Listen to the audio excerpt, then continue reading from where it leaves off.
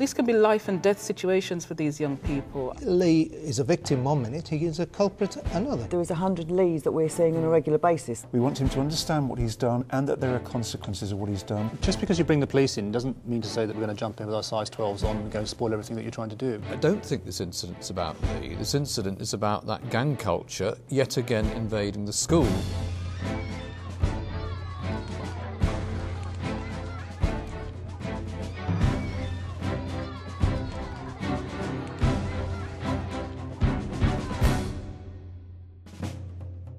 What is the best way of corralling a school-based gang and curtailing inter-gang warfare? The expert panel round this table have all had personal experience of tackling gangs. They can't talk openly about actual incidents, so they've agreed to discuss an imaginary story. The moderator is Mike Baker. Well, hello everyone and welcome. Let me just paint a little picture for you if I can. We're at Lowood School. It's a school that was formed out of the merger of two other schools, serving two rival housing estates, and it is now in special measures and a new management team has been brought in. Now, Rosemary Campbell-Stevens, you are a consultant. You've been brought in as a deputy head to try and help the new management get along. Now, fairly early on in your time at school, you find yourself on a remote corridor in the school which you hadn't actually been to before. And you see coming towards you a very large group of Year 11s, and they are steaming down the corridor. Further down the corridor you can see a small Year 7. His name is Lee. You've got to decide in an instant what you're going to do. Are you going to step in between and try and stop that group, or are you going to stand aside and hope that they go around Lee? I think I'd be inclined to step in, if I'm being absolutely honest. Group of Year 11 lads moving towards a Year 7, quite vulnerable. I think I'd step in that situation. OK, well that's what you've done. You've stepped in. It's a bit of a confrontation for the leader of that group. He's in front of his mates. He thinks he can't back down. He shoves you out of the way. You fall over, you tear your jacket. You're quite badly bruised, I'm afraid. They carry on steaming down the corridor. What are you going to do about it?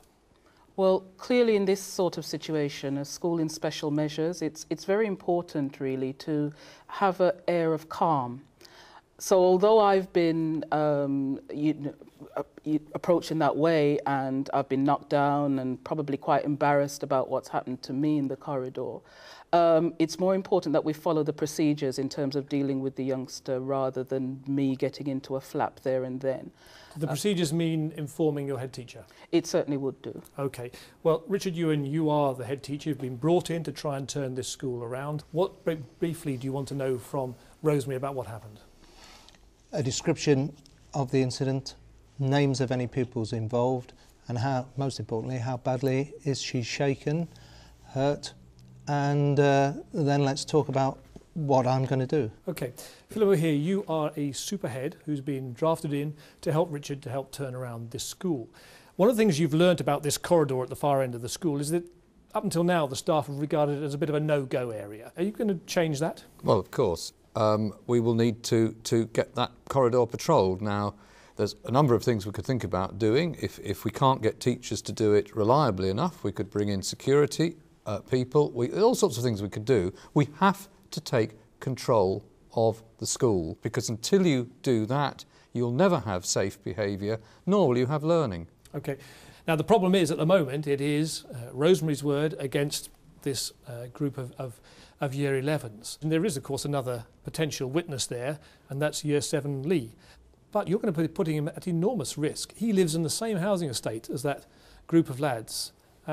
If he's seen to be a grass, if he's seen to be telling on them and siding with the teacher, he's going to be in trouble, isn't he? Where's your responsibility lie? Finding the truth or protecting Lee? Well, my responsibility is to ask him what he saw and to try but and... Just by asking him and getting answers, you are bringing him into it, aren't you? Well, I want to ask him to answer my questions honestly. If he's willing and able to do that, then that is evidence, which we would...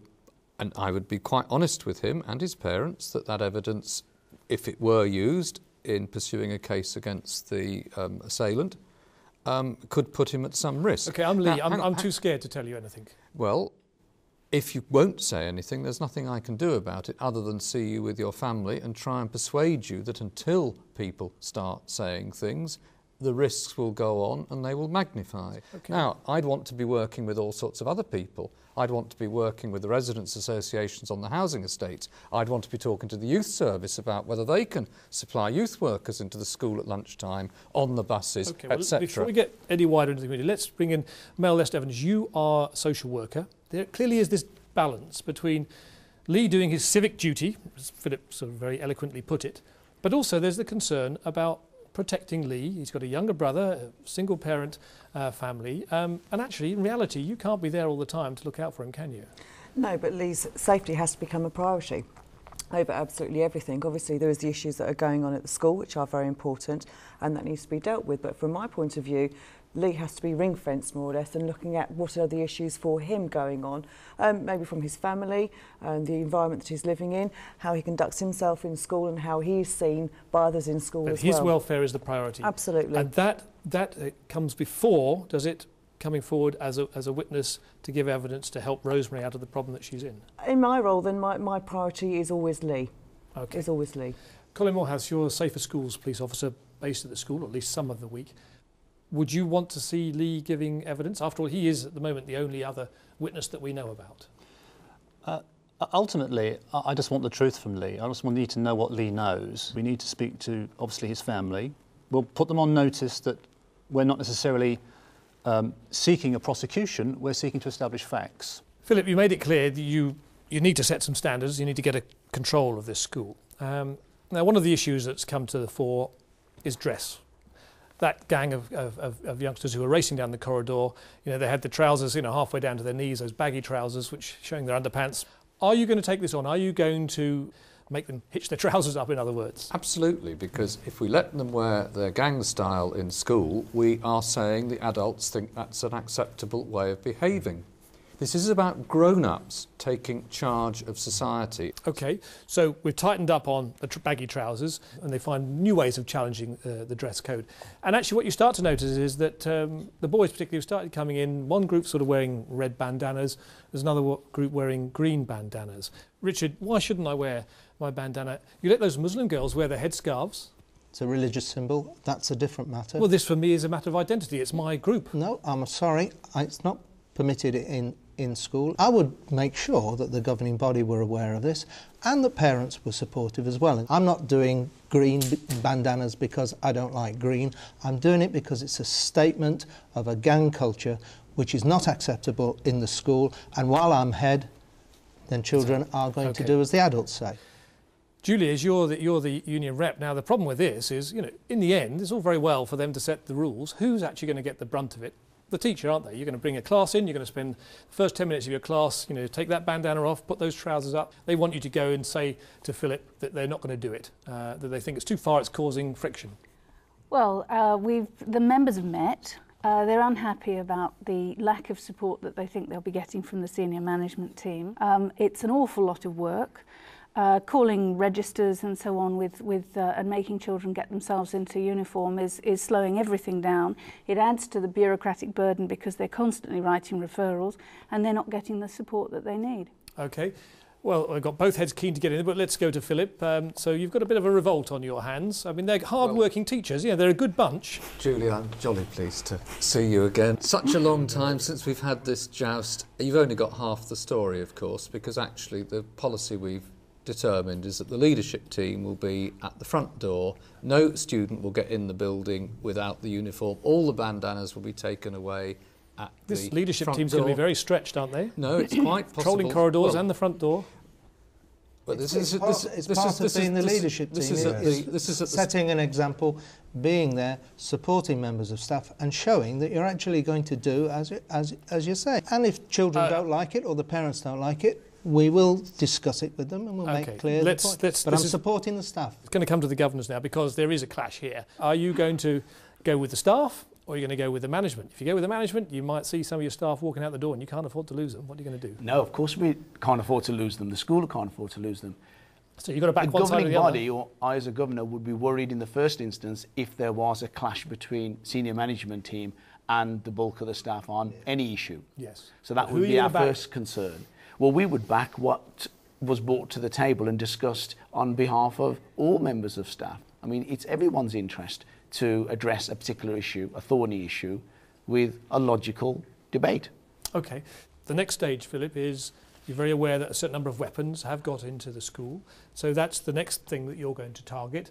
And you're going to institute a weapons search at the entrance to the school, something you've said you're keen on.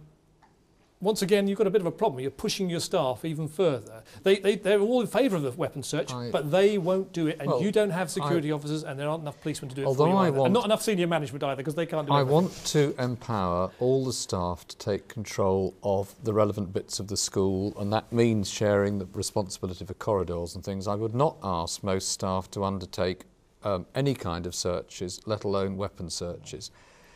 I think a budget priority in the scenario you're painting is for the school to employ security, and I would get the senior management... So which teachers are you going to sack to find the money for that?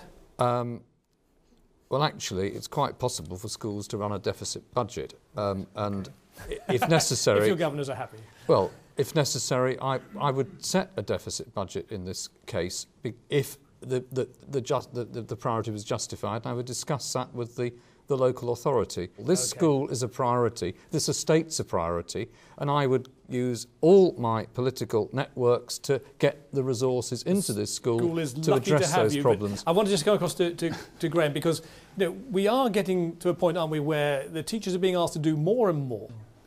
Aren't we pushing them too hard? Their focus should be on teaching, on standards. You want teachers to be teaching, but there are a lot more staff working with and in schools than there ever were before. And there's another dimension of this, Mike. We haven't actually talked about engaging the young people's voice in all of this as well. And through education processes, through school councils and all the participation and citizenship work, you will get the vast majority of young people on the side of A, uniform, and B, a safe school.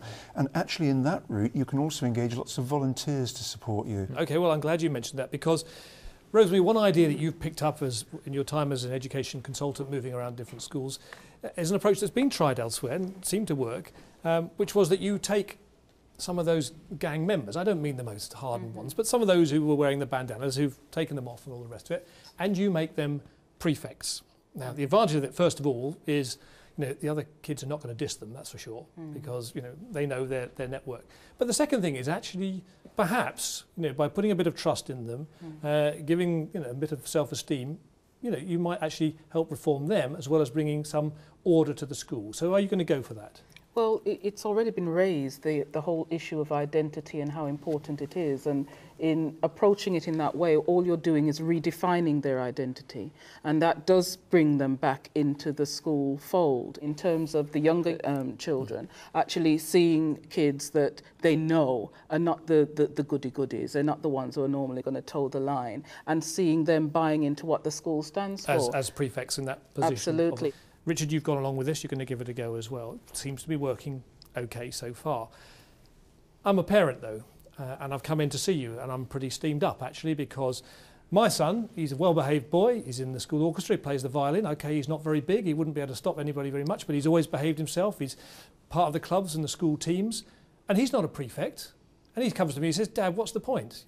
These lads, they muck about, they're naughty, and they've been made prefects. They have it on their CV. I haven't. That's not fair, is it? It's not fair. So you're going to change it. Good. Yep. I'm glad you agree it's not fair. Yep. So you're going to get rid of those lads as prefects. I'm not going to make on-the-spot judgments and decisions like that. But it patently isn't fair that the school is not supporting good behaviour, good attendance. We are looking at the situation of giving pupils more responsibility.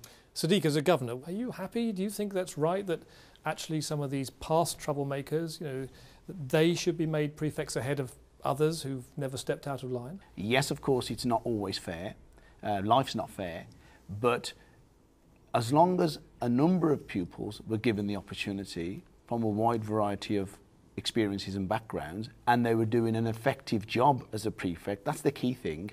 Colin, that's a funny way. I mean, these sort of things probably happens in prisons, doesn't it? The toughest ones get to control things. Maybe prison officers, sometimes it helps them. But what do you think about this? I don't know. I think we've also got to steer away from of just responding to flashpoints and make sure that we have a long-term view about these things. I don't know. Signalling out these two guys, I don't think it's not a particularly good idea. I don't think. It doesn't fit comfortably with me. But I'm not really going to speak out about it on a professional level because it's not part of my business. Okay. I think it sends cross messages for youngsters and on a personal level. Let's move on a little bit. Rosemary, you've been keeping a bit of an eye on Lee. Just recently, he seems to be a little bit less enthusiastic. He's not always doing his homework. He's turning up late sometimes. Sometimes he's not even turning up at all, which isn't like him. Are you going to have a word with him? Oh, of course. Okay, well, I am Lee, and yes, you're one member of staff that I really trust. And there is something troubling me. And the fact is that, as you know, I live on that estate, and that gang's had an eye out for me ever since that incident in the corridor. And basically, they've intimidated me to the point that I'm now having to do things for them. I just don't feel safe otherwise. The good thing, though, it's not all bad, because actually it means protection for my little brother and for my mum and all the rest of it. But, you know, please don't tell anybody about that, will you? Really difficult one. Very difficult one. And we've all been there as teachers, where children confide in you, and they confide in you, placing that requirement on you to keep it confidential. And we can't give those kind of guarantees. Mel, so do you have any concerns? What would you be doing?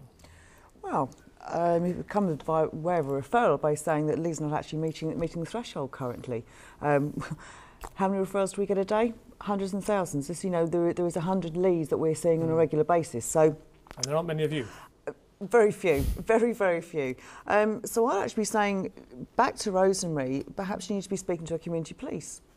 Maybe the community police need to be aware of how Lee is feeling on the estate, because that is an environmental issue rather than currently an issue that I need to be picking up or passing on to any of my team members to be looking at, because we just have not got the resources. OK, well, before we can get very far with that, and at the moment, Rosemary, one's getting the sense that Lee is a victim. But then you see something which perhaps throws things in a slightly different light. You're looking out from the office window one day and you see Lee, and he appears to be menacing another Year 7 pupil and taking some money off him, and he's about to go off. You've got to decide immediately. Are you going to go out there and confront him and say what you're doing? Well, I would go out straight away, would. because that would be the procedure. You would want to tackle it. But the thing is that I've already had the conversation with Lee, and I have some understanding about where this is coming from. So, Richard, what are you going to do? You've called in Lee. You want to talk to me about it. And I'm going to say to you, OK, yes, I admit I have been involved in an extortion racket, but I had no choice. You know, the gang said I had to do it, otherwise they'd beat me up, they'd beat up my little brother. But please, whatever you do, don't go after the gang, because they'll know that I, snitched on them. Will you do that for me? You won't go and tell the gang, or you won't follow it up? No, but I will tell your parents. We will discuss it with your parents, and let's see what we can do to tackle this problem. Because it's not something you can do. It's not something you can deal with on his own. It depends what the nature of the extortion is, Mike, how serious it's been. Lee is a victim one minute, he is a culprit another. You can't turn a blind eye to him extorting money, robbery, whatever he's doing within the school. We're trying to make the school a safer place, and there are going to be a lot of children who are not feeling safe. Lee probably will get excluded. Mel, this is a bit of a difficult one, isn't it? Because it's really difficult to protect Lee. Whatever we say, it's really difficult to protect him. Is this the point when actually you think about finding another school for him? Rehousing? No, why not? Not at the moment, because I don't see there's been an issue with the school. The school have been extremely supportive to Lee. If the school thought it appropriate, then maybe have a kind of a professionals meeting to look at some of the issues. And be asking Mum what she feels as well and what she wants. And it could well be that we're actually asking Housing Along to come along to that meeting and saying, is there a possibility of an exchange out of the area? That is just, I'm not saying it's going to be the total solution, but it is a possibility to look at. Okay. And in due course, whether that would mean Lee changing schools or staying at the same school, again, that's another area which needs to be discussed with Lee's support and Mum. OK, Philip, so there's a possibility that maybe Lee and his family will be rehoused. But actually, isn't that worrying you a little bit, that the person who's been put out, in a sense, is the victim of the gang, not the gang members who may be members of your school? It is worrying me, and it's a completely flawed strategy unless it's rehousing and a new school, because actually this problem is coming from the estate, not from the school. All actions have consequences. So we might deal with this first extortion by the money going back to the victims, talking to the family, some restorative justice between the two boys. Lee doesn't have to say to any of them why he was doing it, but we have to say to him and his mother that if he continues to do it, we might well have to involve the police next time because it's a criminal offence. OK, I want to bring in Colin. Are you happy that school hasn't really brought you in on this yet? No, I'm not actually. Just because you bring the police in doesn't mean to say that we're going to jump in with our size 12s on and go and spoil everything that you're trying to do, because we're working in partnership with you, and we want the best for Lee, we want the best for the school, we want the best for the community. Just involving the police doesn't automatically mean prosecution, and I think that's a very important point that we need to get across. It may well be that we go down the road that Phil's suggesting, that we try and mend the hurt that's been done in some way and put a lid on it. I would feel that the school was missing a trick if they didn't tell us, because we probably hold an awful lot of information that the school doesn't have privy to about Lee's associations out there on the street, about the relationships that are taking place. OK, Graham, where do you stand on this? A number of options that I think are available. One is some of the intensive work with a small group on teaching youngsters to resist pressure, protective behaviours, learning, and all of that sort of work can be done with some young people.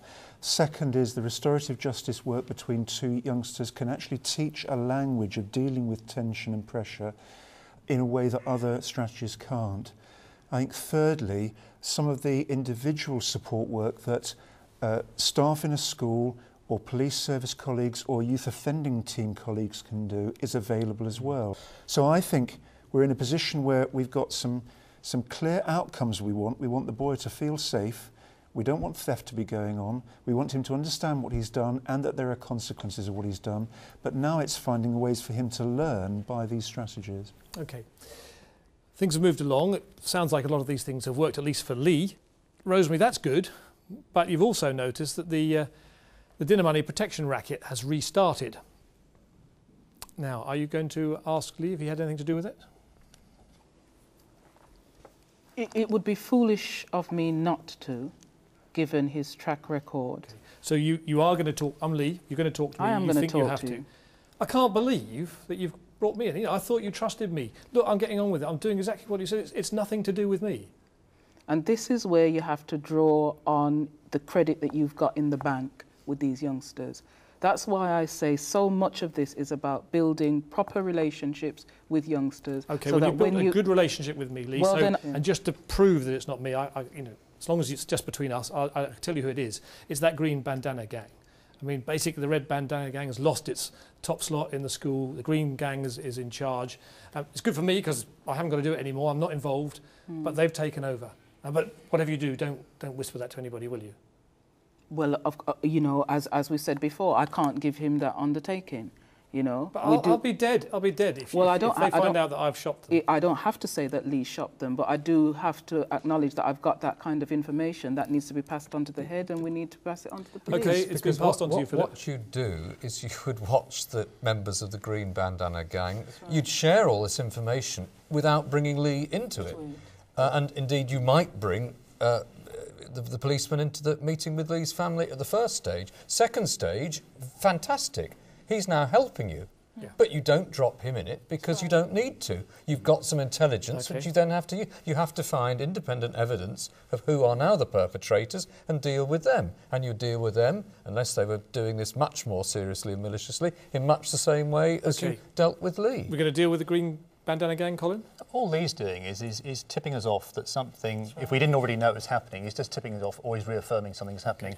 Whatever strategy we have doesn't necessarily have to involve Lee one iota. He's just giving us a piece of information. He's not a witness to anything per se. So you're going to go after the Green Gang? We're going to work with the school. We will draw up a plan, an agreed plan of how we're going to go and deal with that, and whatever resources we need to get a grip of that, we will do. OK, well, you do. You go after the Green Gang, you get evidence, you see what's going on. Some of them get excluded. The police are taking charges against some of the others. Now, however careful you've been, and it's not come from you, but the Green Gang reckon that actually this information's come from Lee, and so they're out to get him. Rosemary, one day you are on playground duty, and a boy with a green bandana climbs over the school fence. He's marching towards Lee, who's in the playground. He drags out of his tracksuit trousers a great big iron bar. You're about halfway between the two. You've got no mobile phone or walkie-talkie with you. You've got a choice. Are you going to step in and try and protect Lee? Are you going to yell to him so he's got time to pick up a weapon to defend himself? Or are you going to go to the office and call the police? I'm not having an easy time here, You're not. No. But the clock is ticking. And I've been there. So what are you going to do this time? I have a duty to protect the child. So you're going to try and get in there to protect. I haven't got a mobile phone. There aren't any other members of staff around. I have to. I would. It's a tough call. It's a tough call. Well, I'm impressed with your bravery and your commitment, but I'm afraid it doesn't come off because while this has been going on, lots of other lads in the playground have been on their mobile phone. They've seen the trouble coming. They've been calling in their bigger brothers, and actually, by the time you get there, really, it's pretty much sort of a huge fight, gang warfare. Police are called inevitably. What's your view? What, are all of those going to be charged in some way? You've got a pretty serious incident there. You've got certainly an affray. It's a public order offence at that point, in the sense that although schools are private property, at the centre you will have some more potentially involved than the periphery. But nevertheless, anybody who takes some action to add to a situation that deteriorates, that involves crime, that involves violence, they're going to be involved in the melee of that. And to one degree or another, they're either going to be charged or they're going to be cautioned. Graham, what's your view? Let's take us right back to the beginning. Was there a point at which we could have stopped all this from happening? Could it have been avoided at some earlier stage? My feel from the story you've told for us, Mike, is that this would have happened over an incident unrelated to the boy. And our prime focus is still on the boy himself. That's our concern. I can't see a process earlier on that could have prevented us getting to this crisis without disadvantaging the boy himself right from the word go. Philip? I don't think this incident's about Lee. This incident is about that gang culture yet again invading the school. The fact the school took really firm action with the police to resist it actually is a positive we can draw from the negative. Well, I'm glad to say that we can move forward a little bit. Thanks to your hard work, actually, the school does get back on a bit more of an even keel. Thank you all very much indeed.